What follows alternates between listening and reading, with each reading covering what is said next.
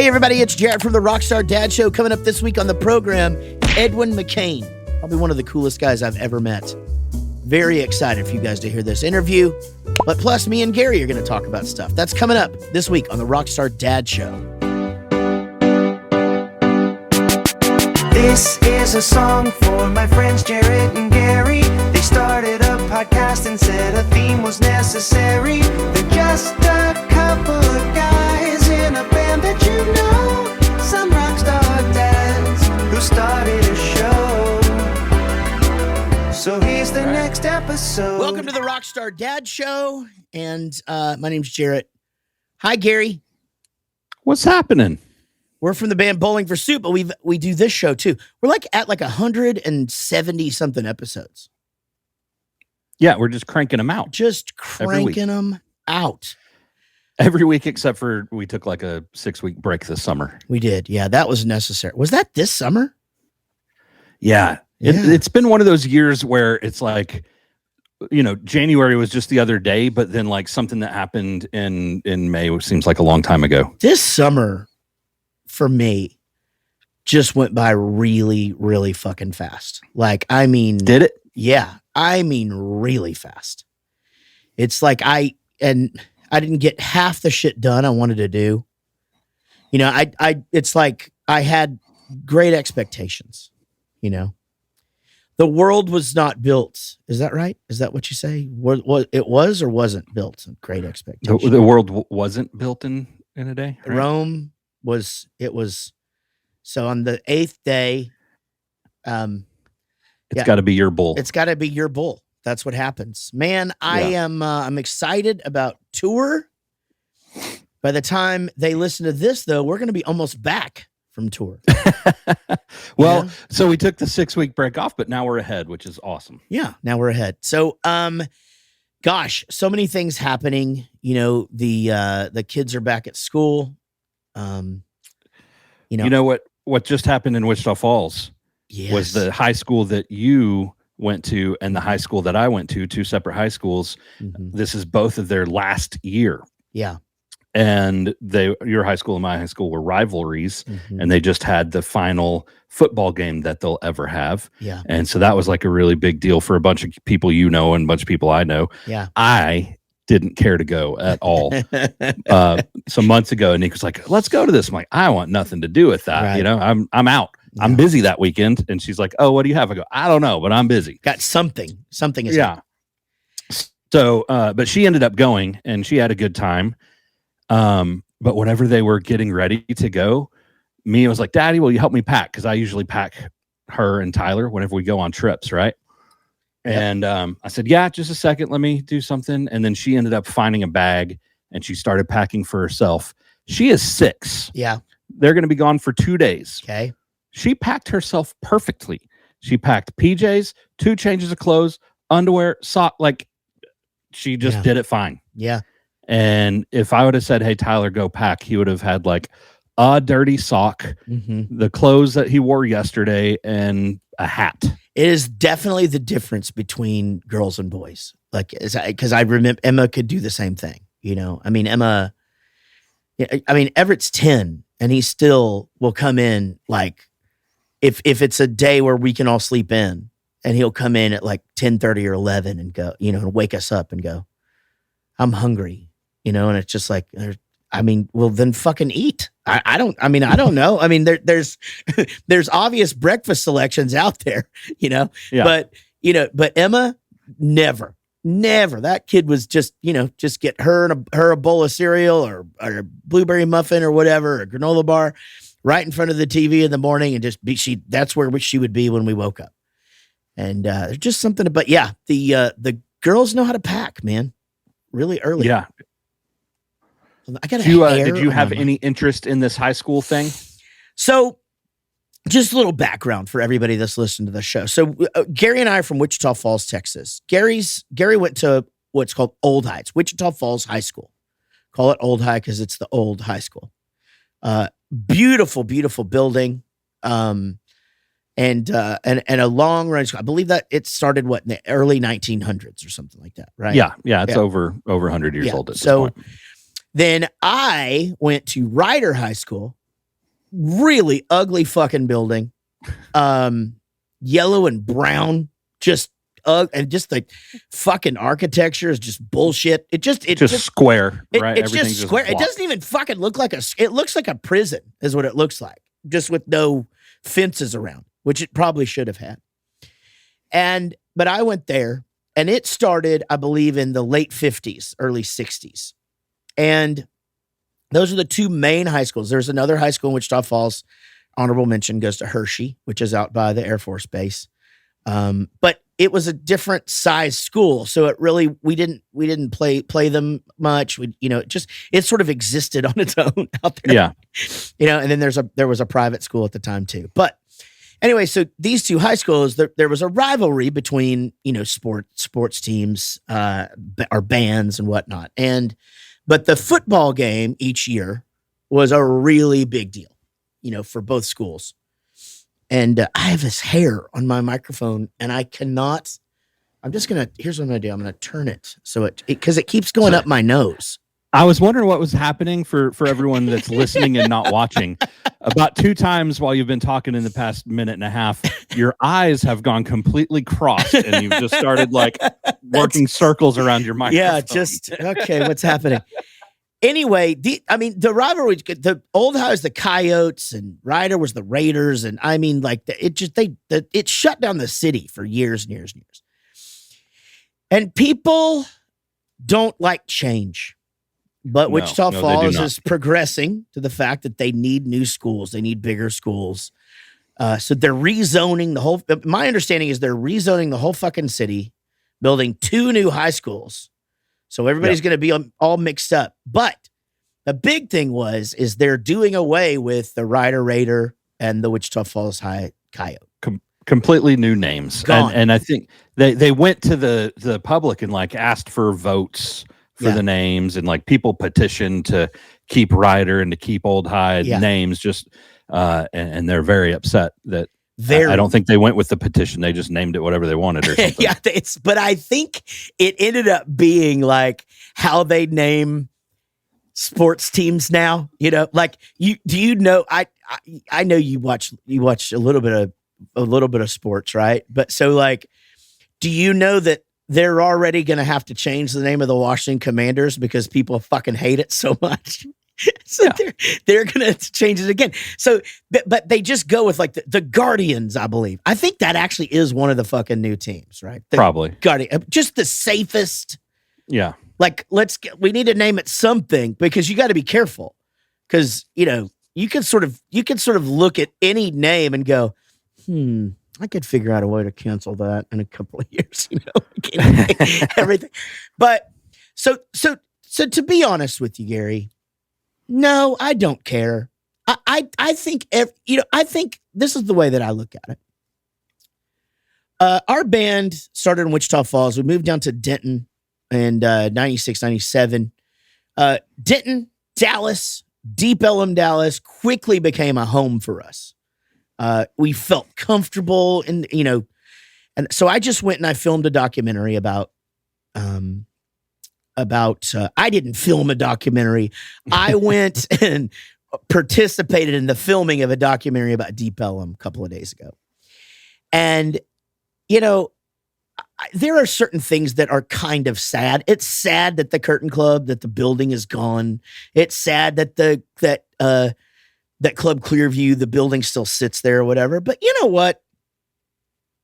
Progress fucking happens. It just does. And so that's about how I feel about the high schools or whatever. I didn't post once a Raider, always a Raider. Yeah. I put my senior picture up because that's what everybody, and I was in marching band and so were you, but so there really was sort of a feeling of belonging for me. And I acted like I didn't care, but I sort of did back then, But the funny thing that I did do, Gary, is so everybody started posting their senior picture on our Facebooks from both high schools. Yeah. I saw your wife's, by the way. And you know what's crazy about your wife's senior picture is?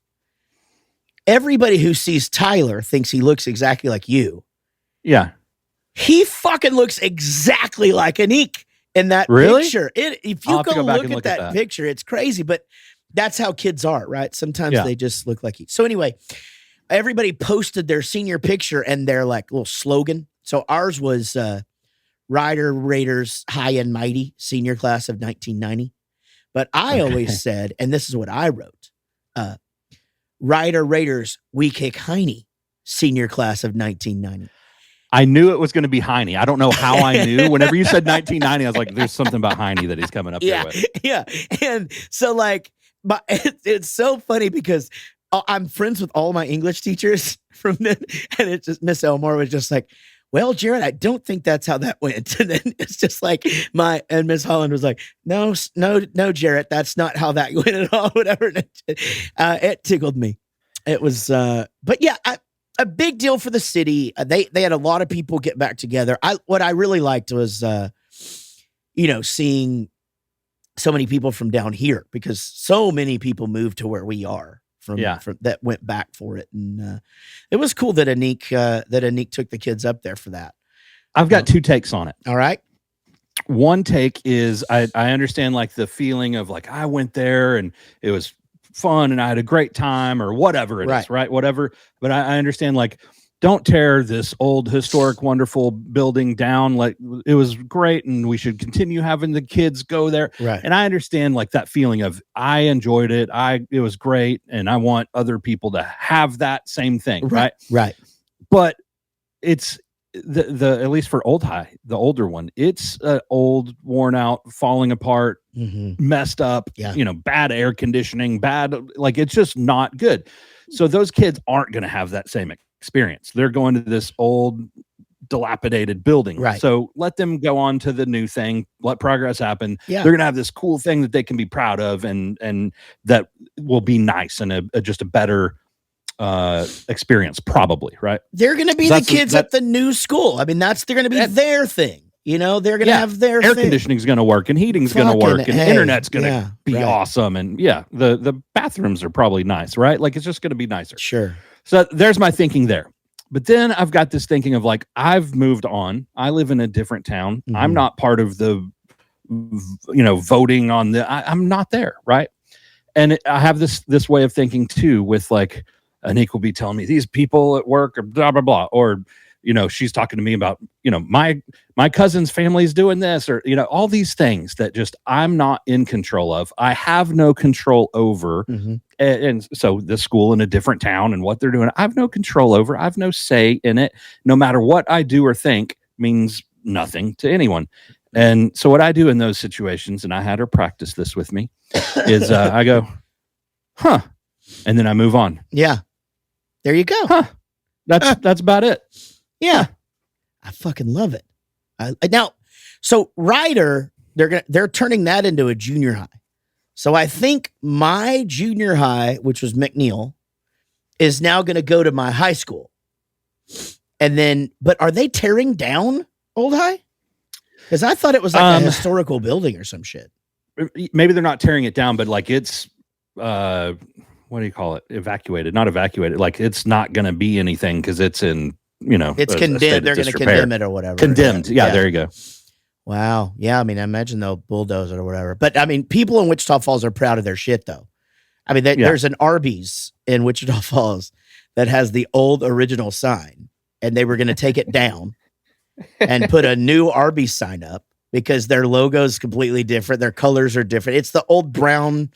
You can Google it, but it looks that's like one of those funny things too, though. It's like the location of this thing. The only people going there are people driving through town and need a place to stop. 100%. Right? They don't give two shits. Yeah. But it's the people in town like, you can't change the freaking You can't sign. change the sign.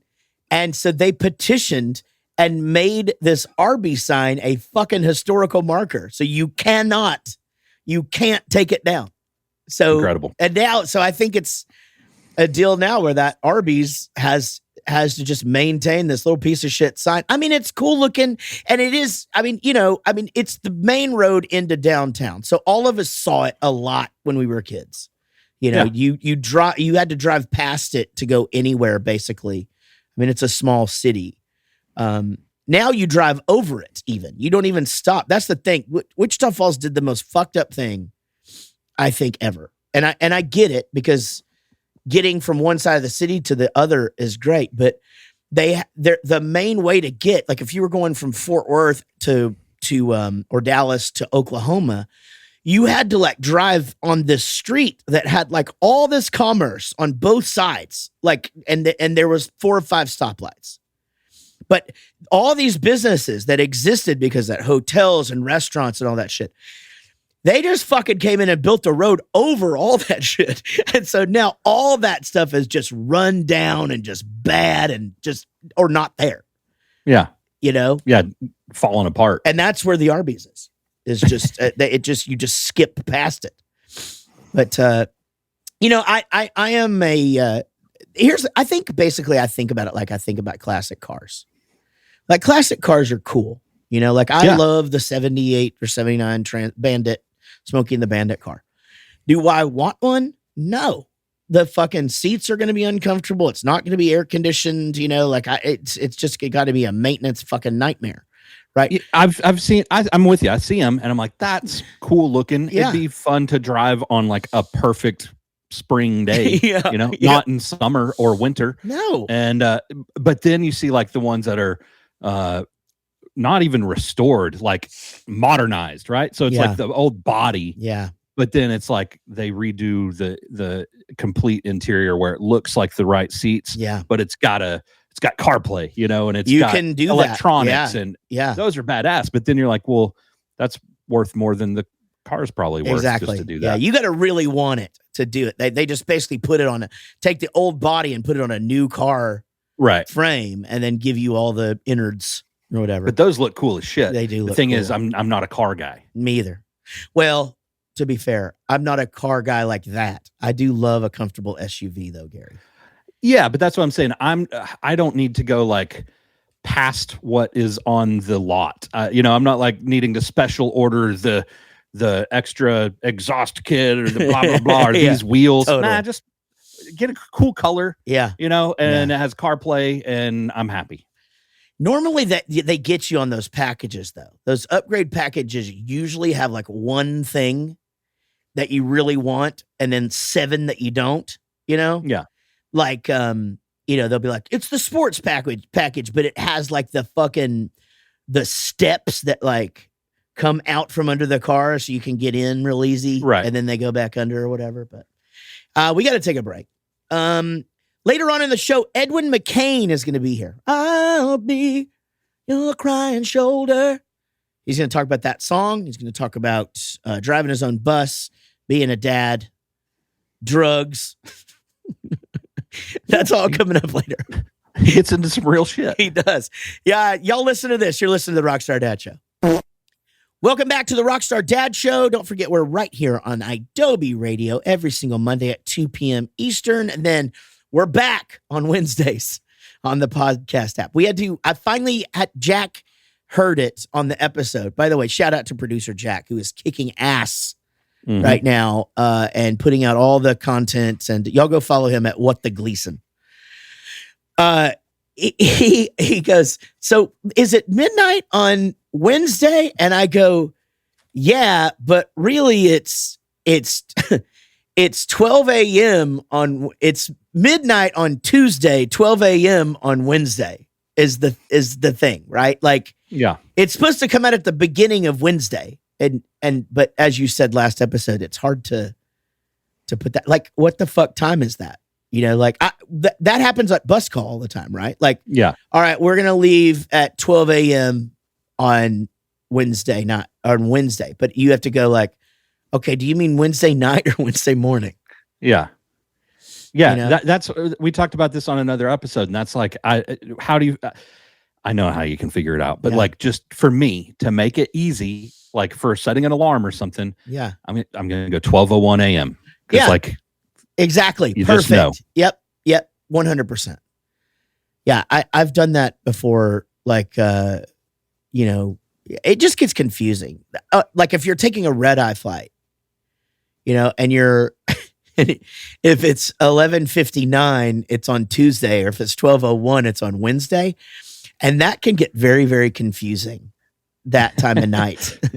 You know, that time of night when you're taking a red eye, probably most of the time there's already been some booze involved. 100%. Yeah, it's a little bit more tricky. You're coming from LA or Las Vegas or some shit, you know, and that's never good.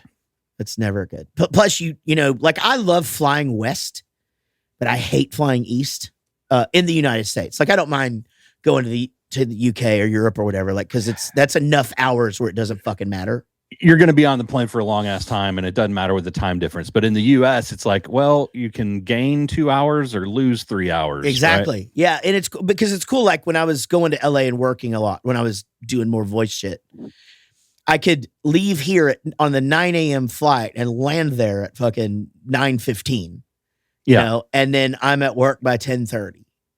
But then coming home, if I want to work a day, I leave there at 5 o'clock and I land here at like 11 o'clock at night, you know? And it's I mean, you're trying to get out early there. So you're leaving on the 8 a.m. flight, but you're still landing here at 3:30 p.m. Yeah. Yeah. Because man, math is hard, but I know how to tell time, which is good. How's school going for the kids so far, man? School's going pretty good this year. You know, remember last year, Mia was like not really into it. It was a long day, hard adjustment, and she's jumped into it just perfect this year. I think it's, you know, she turned 5 the week before school started, and so she's just the youngest kid in her age group. And so I think it was early and rough on her last year, but you know, she's a year older now. She's doing great. She likes her teachers, likes her class. So she's doing good. I love Tyler, you know, he's in sports now, so he's excited about that. He's having to go early. He doesn't like the going early, but he likes the getting his day started actively. And how is football going? Like, how is he liking it? He's really enjoying it. They just had their first game the other day, and they got the crap kicked out of him. And he's all beat up and banged up, just got bruises all over. But he's like, he took it as like a learning experience. He's like, we got the crap kicked out of us, but now we know what we need to do. And, you know, we've got that under our belt, and now we know at the next game what to expect. Yeah. And yeah. He's got his head on right. He's got the right attitude about it. What position is he playing? He's playing right tackle and then defensive end, and he played literally the entire game. Wow. He didn't come off the field. Yeah. Well, I guess he didn't play. He didn't play kickoff team. Special teams. So defensive end is fun though, because you get to go you get to knock the shit out of people. Yeah. So I think he did better at defensive end than he did at right tackle, but he didn't do bad either. But I think he was more aggressive defensively. Right. Yeah. And he's a big boy, so he was just breaking through and he was doing good. He got like 4 tackles. What did he? Nice. Yeah. What is his size though? I mean, he's big. But what is his size as compared to the rest of the kids in his grade at a big school like that? There's on the football team, at least, there's one kid that's bigger than him. And that kid's like, you know, half an inch taller, but like obviously bigger. And then you can tell he's who he is on the football field because, you know, he's half a helmet taller or, you know, the rest of the kids come to his shoulders. So he's a big dude. Yeah. So he's already going to have people from the high school watching him. Like their coaches will be like, we'll be watching him play every week. Probably, yeah. Whenever we showed up for equipment pickup before practices and anything started, it's all the coaches running the show.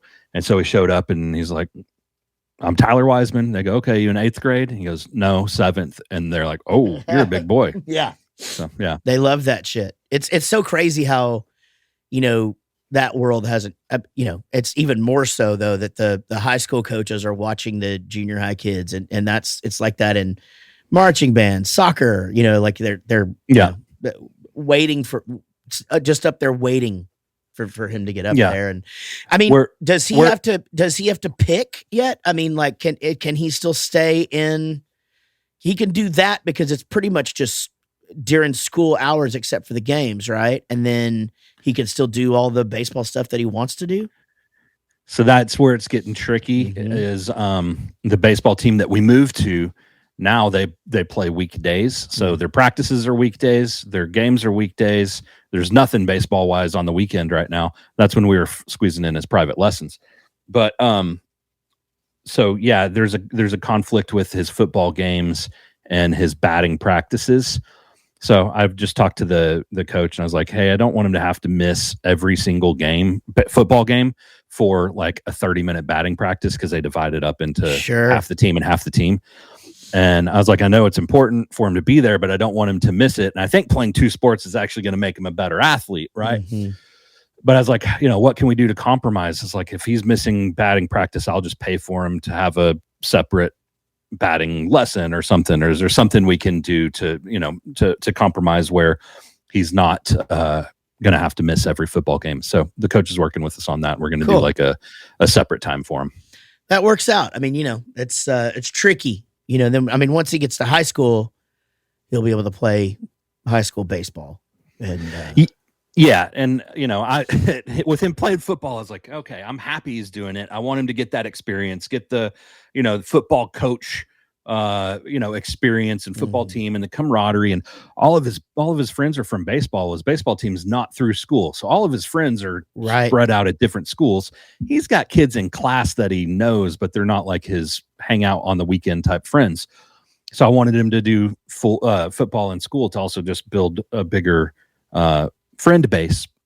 But at the same time, I'm like, I hope he kind of doesn't want to play football forever. I don't want him banging his head around as much, through high school and whatnot. So we'll see. As long as he's happy, that's good. Because he's gonna have the big choice of band and football, but it's a lot. You just kind of never know. It's hard to predict. My Everett hem haws all the time, as far as like what he wants to do and when. And so Tyler wasn't going to play football. Like last year in the fall, he thought it looked fun. Yeah. And then in the spring, he's like, nah, I'm not going to do it. And all summer long, no, I'm not going to do it. Not going to do it. And then like a week before school started, I think I'm going to do football. Wow. All right. Well, you know what? That'll be it. It's a very cool team sport. Like, as you said, they kind of know what they need to do and all that. It's a lot of good camaraderie in that sport. Yeah. And I think it's a good experience. Like you said, the camaraderie, the getting in the bus and going to out of town game. Like, it's just fun stuff. It's fun to do. Yep. I agree. Good stuff, Gary. Well, we got to take a break. Edwin McCain is on the show later. I'm glad to finally get him on here. He's a real cool dude. If you guys don't know him, you will once we talk about the song. And so y'all hang out and listen to this. We'll be right back with more Rockstar Dad Show. Welcome back to the Rockstar Dad Show. And man, I've been trying to get this guy on the show now, Gary, for a couple of years. And I'm glad that we finally have him. He has embraced TikTok recently.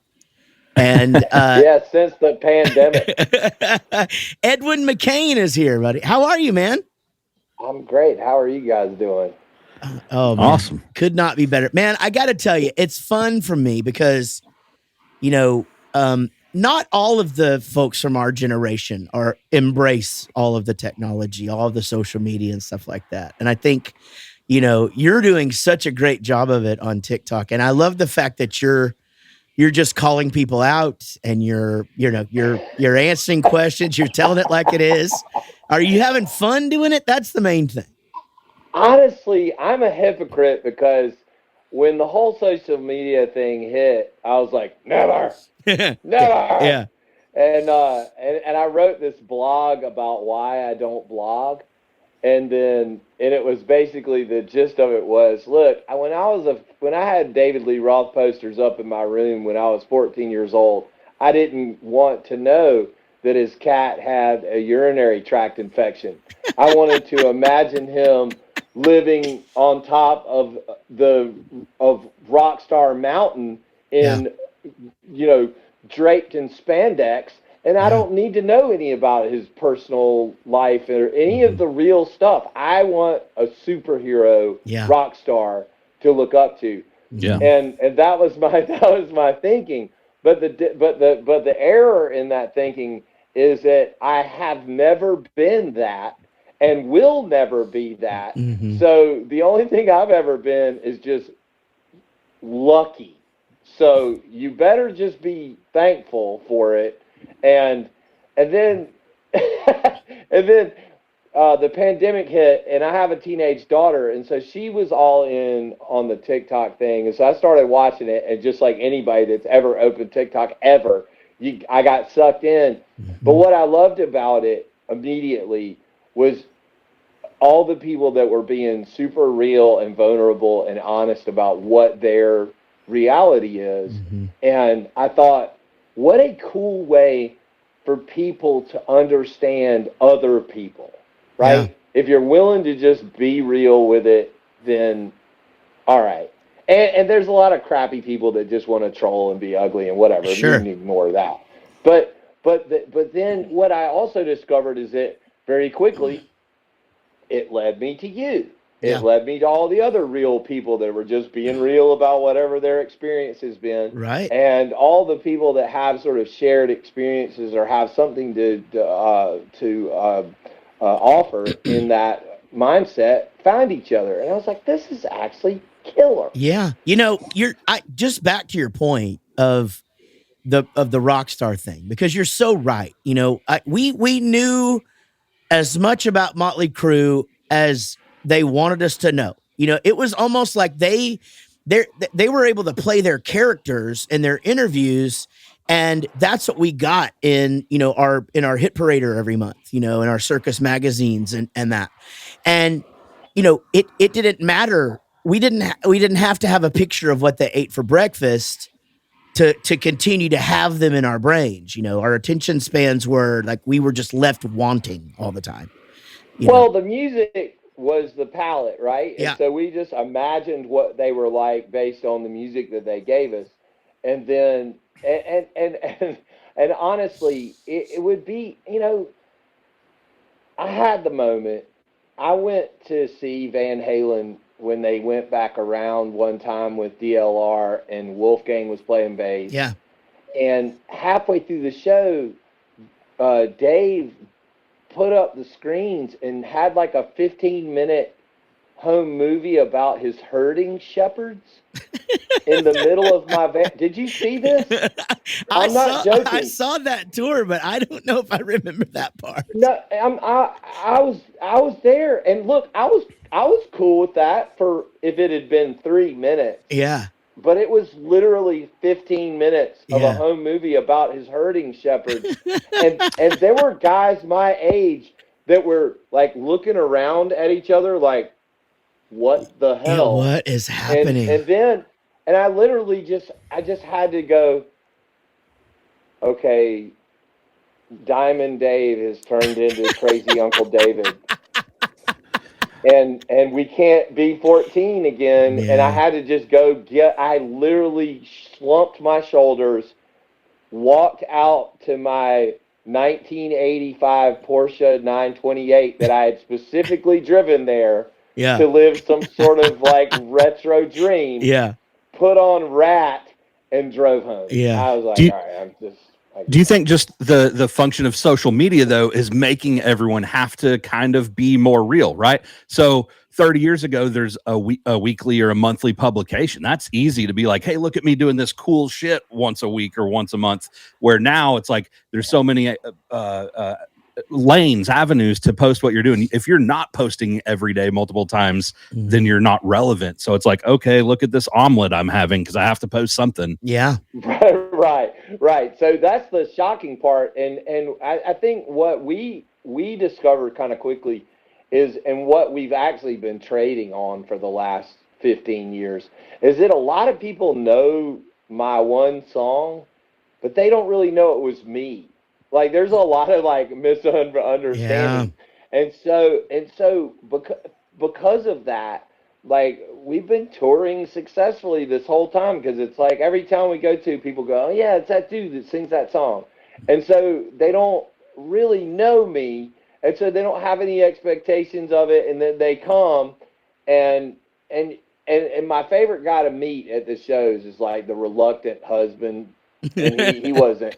And he comes up and he's like, hey, man, I just got to be honest with you. When my wife told me we were coming to this, I dreaded it. I was dreading it all week. But you were pretty good. You know what I mean? So we have the opportunity to kind of win people in a new way. But that's what I feel about like the whole social media thing, is that people get a chance to know you in a way they would never have known you. And it's authentic. And what I say to all the younger bands that I work with is that audiences almost immediately know if you're being inauthentic. 100%. And they absolutely will switch off. And if you're trying to sell them something, they're done. They're out. And so it's fun for us because we've just been doing what we've been doing for 30 years.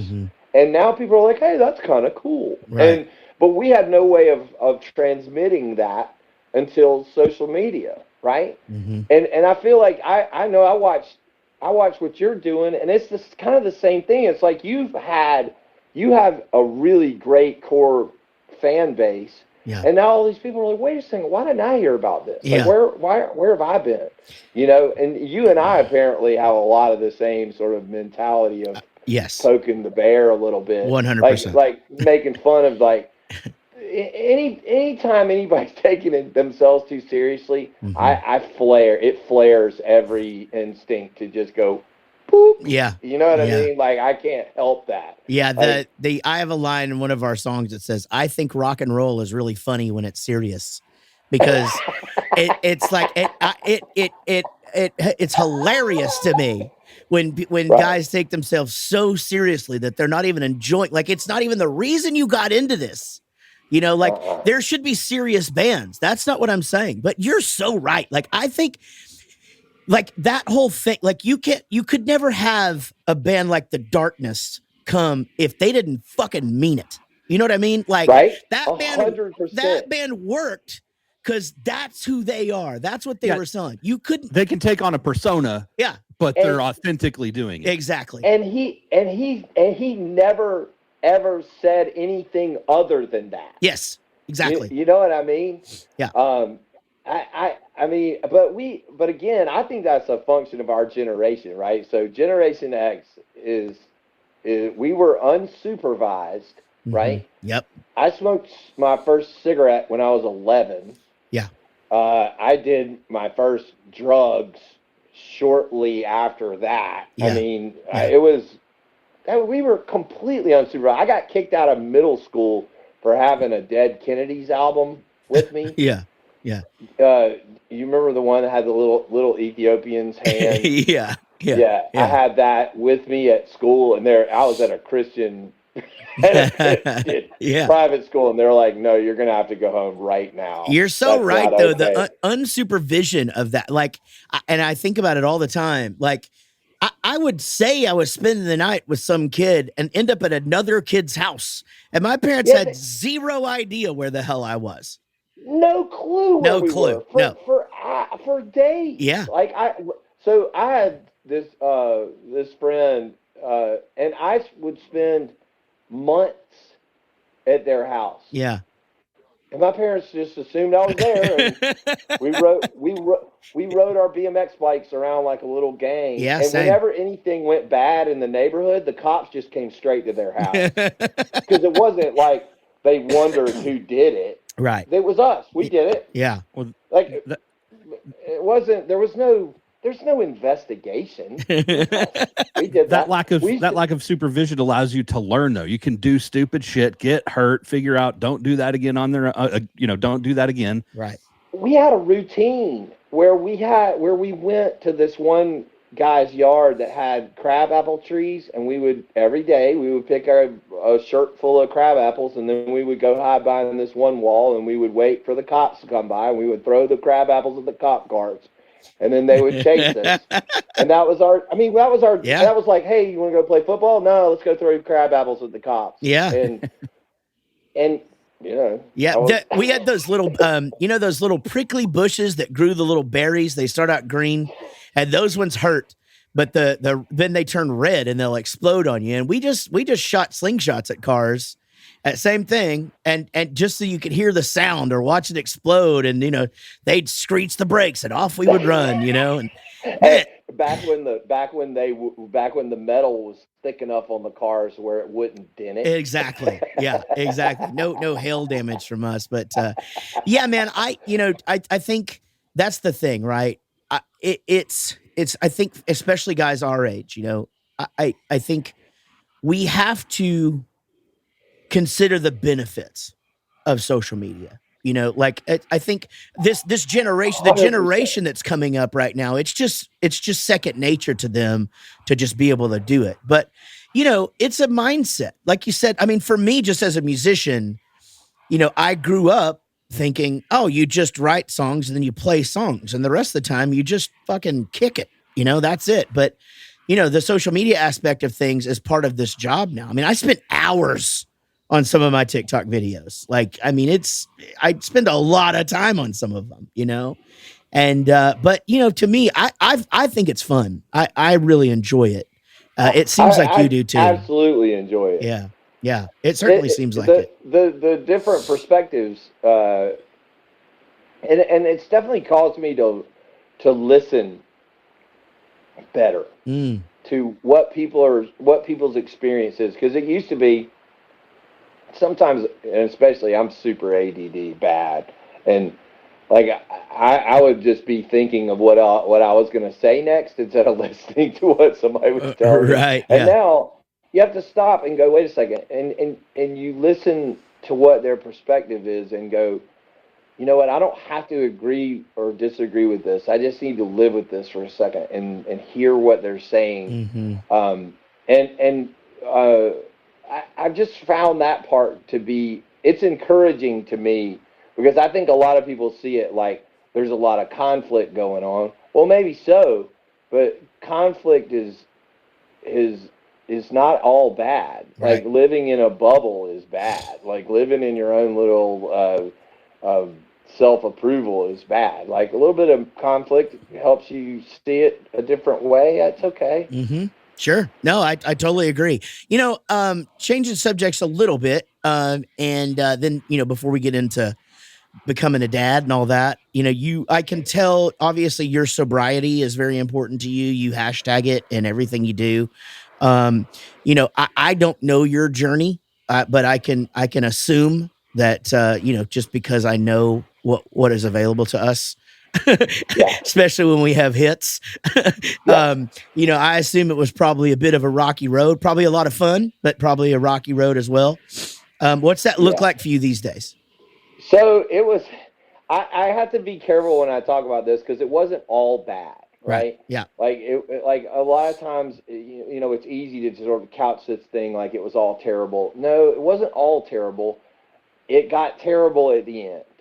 And I don't talk about this too much because I don't want it to sound like melodramatic. But, sure. But what happens is that addiction, substance use disorder, kind of follows different stages. And when you get to the end stage, it's so out of control that you start, like, it starts to sound logical to you. Like my thought process had gotten to, hey, this is getting dangerous for other people.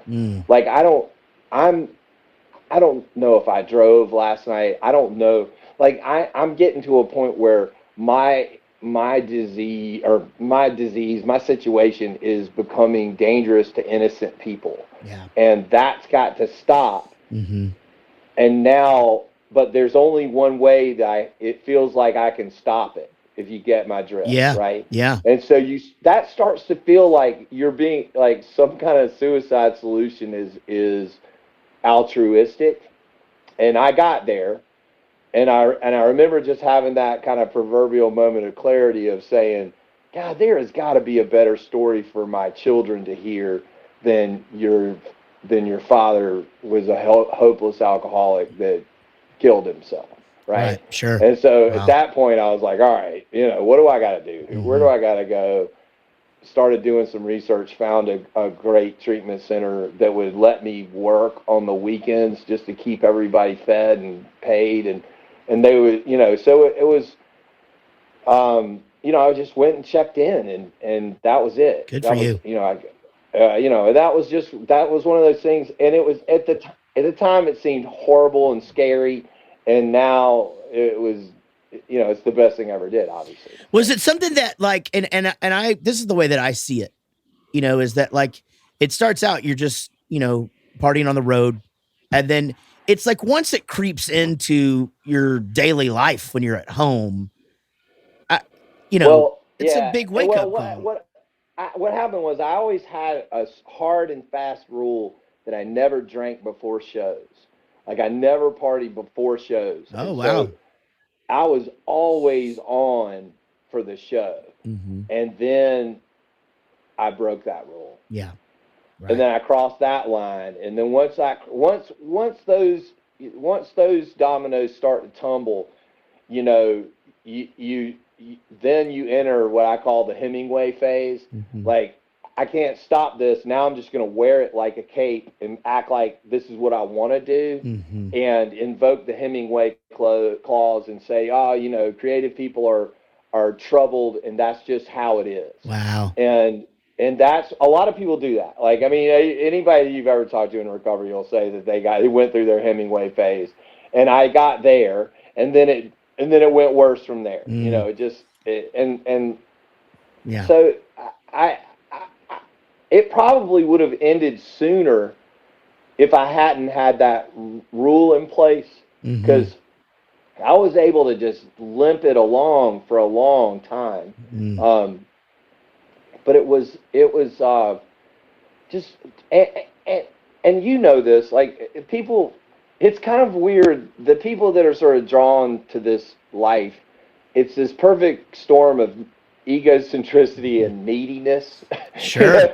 Sure. I mean, so I didn't ever know how to say no to anybody. So I just would, and if you came up in the van and trailers when you were starving to death, and all of a sudden you're making money, you can't stop working. Mm-hmm. Like you die. You couldn't sit on a beach knowing that you were leaving a tour on the table because of how much money that represents to all, and not for just me. Right. I'm talking about for I have the same band, essentially the same band for 30 years. Essentially, some of my crew guys have been with me for 20 plus years. Yeah. So you can't leave that on the table. That's their money. Yeah. They need you to go out there and make it. But meanwhile, you'll just work yourself into oblivion to where you're so unhealthy that, you're no good for anybody. Right. And there's no handbook for that. And there's no mentor coming up going, hey, man, you really need to get some balance in your life. Yeah. No one ever said that to me until I absolutely got to the very end, smoking crater, and discovered maybe balance is important. When you went into the treatment facility, and this is new to you, and you said that you found one that was still letting you work weekends. How is that? Did you just have a buddy system? Did you tell all the band and crew, hey, don't tempt me? How'd that? No. So that my band that weren't partiers, but I had a sober companion that literally just went with me everywhere and just was like monitoring my every move for the first 60 days. And I was there for like 120 days, and I stayed extra innings to work with the young adults that were there. And because I found myself realizing very quickly that the young adults that were at the treatment center that I went to were so strong and brave for being 22 and making the decision to get better. And my lesson to learn was I could have done it back then, and I didn't. And now you should stay and help them because they're brave enough to do this now. Mm-hmm. Right. Yeah, man. Yeah, that's, gosh, all that's so great, dude. I can't say I'm proud of you, but that's weird because I don't. We barely know one another. But thank you for I sharing that story. disagree. I think we know each other very well because I think yeah. I think we have a lot of shared experience. Yeah. Honestly, I feel like I know you because I know you. I Like, know. I've watched so much of your stuff. Yeah, that's one of those things. You're one of those guys that whenever I watch you, and I'm just like, me and that dude would be really good friends. Like we would 100%. hang a lot. Man, thank you for sharing that. Question. Though, when are we going on tour? Like, this would be a great. I will open for you guys, and it'll be like. I mean, what a perfect thing! Like, it would be great. I can do the romantic songs early, and you guys come out and rock. It'll be great. I love it, man. You know what's crazy though is we had an interesting. We had a little bit of an interesting crossing in that the first label that looked at us was Lava Atlantic. And I didn't realize that we started in 94. You signed in 94. Is that right? To Lava Atlantic. So just a couple years after that, we were getting looked at by, it was before the Kid Rock thing even came out. I wish I had known that. I would have pushed hard for that. It was, they ended up signing, it was Lava Atlantic and Republic were the two that were looking at us, and Republic ended up signing Godsmack and Oleander. And Oleander, I forgot all about that. Yeah, they had a couple of big hits, but yeah. And then Lava, of course, went the whole Kid Rock thing and all of that. But I found that I found that to be interesting. About that. Yeah, I was at the SIR rehearsal studio when they showcased Bob and his band, and it was the most Spinal Tap thing I've ever seen in my life. So imagine Kid Rock has got Kid Rock written out in plywood, like you would if you were in a middle school band doing your middle school talent show. Right. Christmas lights on it. They bring Joe C.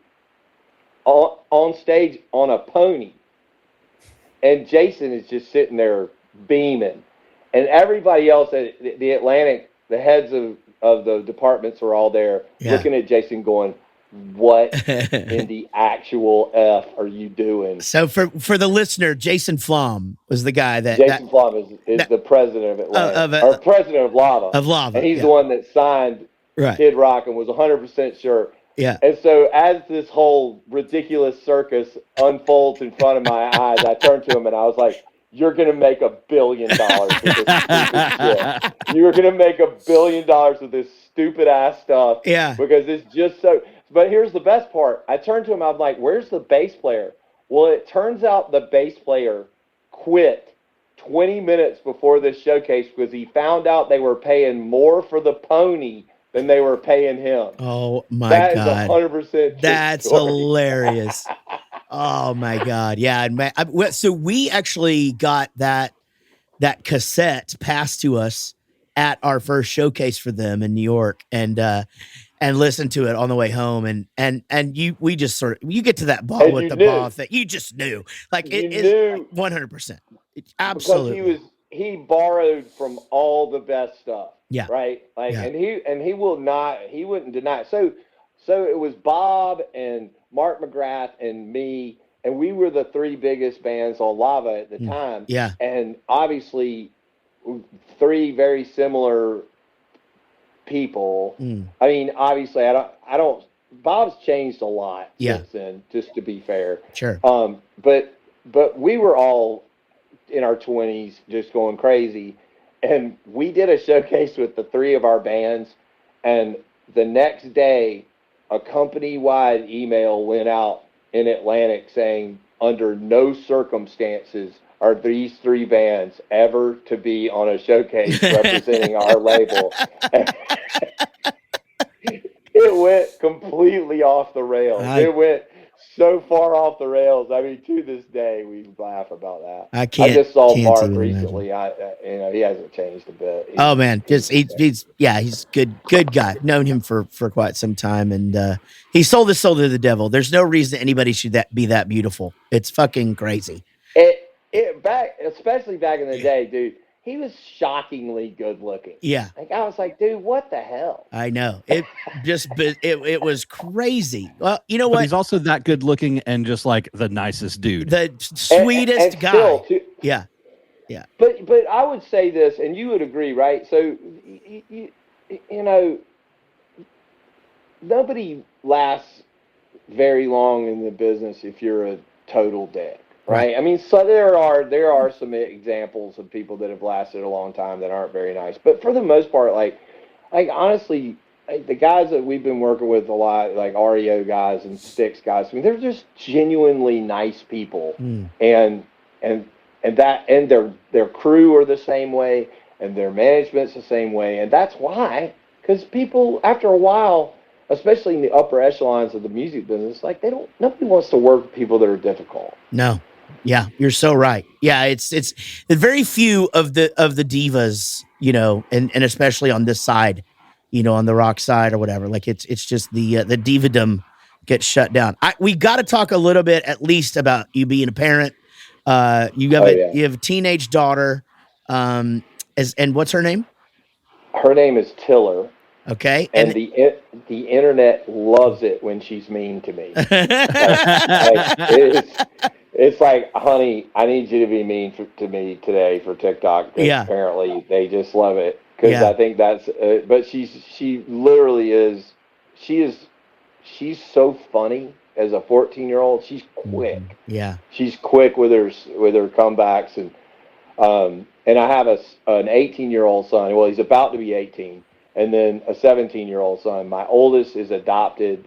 My middle son is 7 months to the day younger than him. Oh wow! And yeah, so honestly, I've told you all a lot. I've neglected my career way more as a father than I ever did as a raging alcoholic. Right. Like I was pretty diligent towards my career, even in raging alcoholism. But once I became a father, I was like, I've blown off big gigs to go watch my son play goalie in lacrosse. Yeah, I mean, and that's what you got to do. You know, man, I love hearing that. You know, you look back and you don't miss the money. You know, you don't miss the exposure, whatever. But the most importantly, you didn't miss those moments. And it's like, you know, I mean, we turned down huge tours back in the day because we weren't going to be gone 6 months anymore. Once kids got in the picture, it's not even a converse. Don't even approach me. I'm not going to be gone like that. We just never could do it. And how old are yours now? So mine are 20, 17, and 10, about to be 11, 21, and 18. So kind of right there with you. And then I got a 12 and 6. Okay, do you do the retro gaming thing with them? Like you get the retro console and you go, dude, check this game out, like Cyberball. When my son was younger, we did a little bit of that. He's so into sports right now that we just play sports games. I mean, is there a bigger intoxicant than watching your child play sports? Oh my Lord. It is. My son's so into baseball, and baseball was not my thing at all growing up. And now I'm like, baseball's the greatest sport there is. Yeah. I never could play baseball because I was always on academic probation by spring sports. And so that was when I played in bands. Yeah. I'm just telling the truth. Like I never played spring sports. I could play football and basketball. And then by then I was on academic probation. So then I was doing musical theater because that got me out of art. Yeah. And then I played in bands. And I was in all kinds of weird bands. Like, and you know, I don't know about you what the cover stuff you played, but we were playing like I was in one band that played tons of REM and U2 and all that stuff. But then the main high school band, one of the kids that was in the band, his dad was like an old school guitar player, and he wouldn't let us play Van Halen. He made us learn like Spencer Davis Group and Tower of Power and all this old soul music. And I was the singer, and I would always be like butthurt because I didn't want to learn all this stuff. And now, like I brag about it like it was my idea. Yeah. Yeah. I wanted to play Cheap Trick, and he's got me singing Spencer Davis Group. Yeah. Well, But I mean that it paid turns off. out that was really good. Yeah. A really good way to learn. That paid off for you because you're not the run of the mill rock singer. You have that soul in your voice. That's a big part of who you are. Well, it was Earth, Wind and Fire. It was Maurice White. Like when I was 7, I put on an Earth, Wind and Fire record, and that was what I imprinted on. Yeah. And Wow. that was it. That is that. Yeah, that'll do it. But then what was weird is I went through this phase of listening to all this Southern California punk music, right? Mhm. So DRI and the Dead Kennedys and TSOL, and I was a little skater. Yeah. And that music, when you ever try to go back and listen to Husker Du now, Yes. it's unlistenable. It truly is unlistenable. I mean, it's now the Bob Mould stuff, like Workbook and stuff. That's great. I love Sugar. that. Both the Sugar records. Amazing. But Husker Du is, I mean, it's sonic garbage. I can't even. I can't. And but back then, that music just represented freedom, and it was for itself, and it had no expectation of fame or fortune. It was totally pure, and that was a big influence on me, right? Yeah. Because it was unsullied, Right. by anything. When, at that age, and also being into skateboarding and whatnot, like there's some like of a subculture of like that's ours. Totally ours, and nobody should say like oh my god, like that's why when my kids are playing mumble rap for me and I hate it, I'm like, okay, stop. You hate this as much as your dad hated Van Halen, so everything's fine. Yeah. It's not for me. Right. Yeah. It's for them. They find that. Yeah. I usually find most of the stuff that my kids have listened to, I'm fine with it. The mumble rap thing, that's tough for me. It is really tough. I had to stop it one time. I'm like, look, you can't just say Gucci Gang 300 times over a beat and call this music. That's not, we're not doing this. We're not doing this today. And they're like, Dad, I'm like, no. That and in any country song, if there's a country song and the guy starts rapping in the country song, it literally, you might just shove ice picks in my ears, eyes, everything. Okay. And if I feel this, and then I became friends with Colt Ford, and he is the nicest, most lovable guy. Yeah. And it's a conflict. I get it. I understand. But you would love him. I mean, it would make it okay for you if you knew him personally. I will say that. I believe you. With your new with you being in the country world now, especially the Texas country world. Yeah. Like I find it hard to call the rapping and to me it's not country. That's Nashville pop. Yeah. There's nothing country about it. Yeah. And you know what else I've noticed? How many AC/DC licks can you put in country music? 100%. How many AC/DC licks are we going to hear in a country song? I'm like, stop it. Yeah. Oh, man. Stop doing that. Like, honestly, that makes me insane when I hear them. And it used to be a little bit subtle, and now it's not even subtle. It's just like, here's the lick. It's the exact same.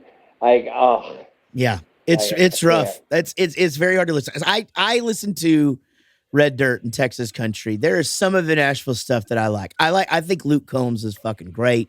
Those songs are so good. I mean, they could be pop songs. I mean, some of them they're crossing over. It's that guy's. I like Jamie Johnson for his like.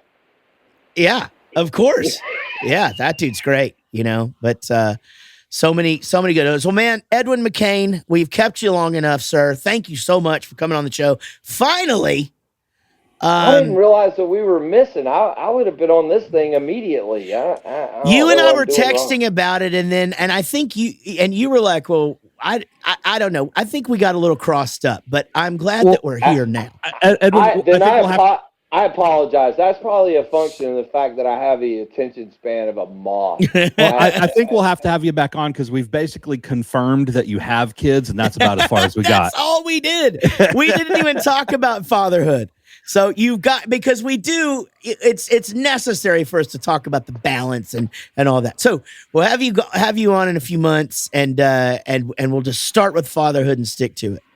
Okay, well, let's go on tour too. I want to do that. Let's now. freaking do it. Edwin McCain, where can people find you on the World Wide Web? Edwin.com. Edwin.com. You have Edwin.com. Yeah, well, we got in at the beginning of the internet. Oh man, good for like you. I remember I came to our office one day and I was like, "How's our mailing list doing?" And they were like, "Yeah, we do that on the internet." And I literally went, "Internet?" Yeah. Like Dad explained to me what it was. There's the internet Big Bang, and you got Edwin.com. Yeah. Man, Edwin.com. Go to y'all gotta follow him. I know everybody in here follows us and me on TikTok, but you gotta follow Edwin McCain on TikTok because he's so funny. He drives his own bus. It's freaking great. And anyway, Edwin, thank you so much. You're certainly a rock star dad. Thank you for being awesome. And, thank y'all. We'll see you. You guys have been listening to the Rockstar Dad Show, and we'll see you next time. Y'all be good. This is a song for my friends Jaret and Gary. They started a podcast and said a theme was necessary. They're just a couple of guys in a band that you know, some rockstar dads who started a show. Until the next episode.